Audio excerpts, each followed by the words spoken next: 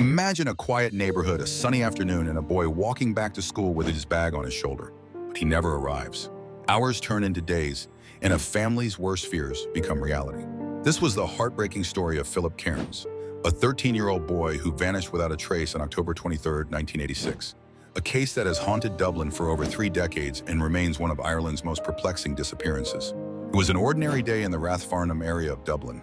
Philip, a bright and quiet boy, had returned home from school for lunch. At around 1:30 p.m., he left his house, intending to walk back to school for afternoon classes. But Philip never made it. Hours later, when Philip failed to return home that evening, his family immediately knew something was wrong.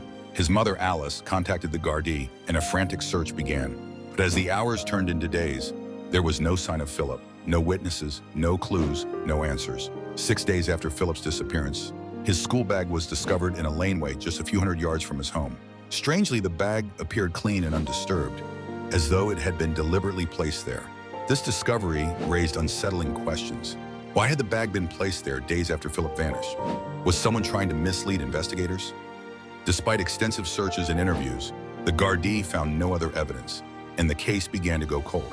For the years, countless theories have emerged. Some believe Philip was abducted by someone he knew, possibly lured into a car while walking back to school. Others suspect he was taken by a stranger, perhaps even targeted as part of a broader crime.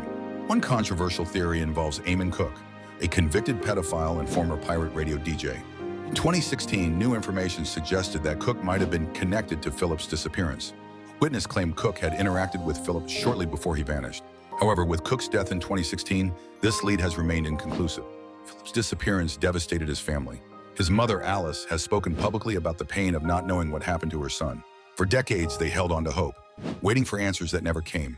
Philip's siblings, who were just children when he vanished, have also carried the burden of his loss. In their words, "You never stop wondering where he is, if he's alive, or if he's suffered." Despite the years that have passed, Philip's case has never truly been forgotten.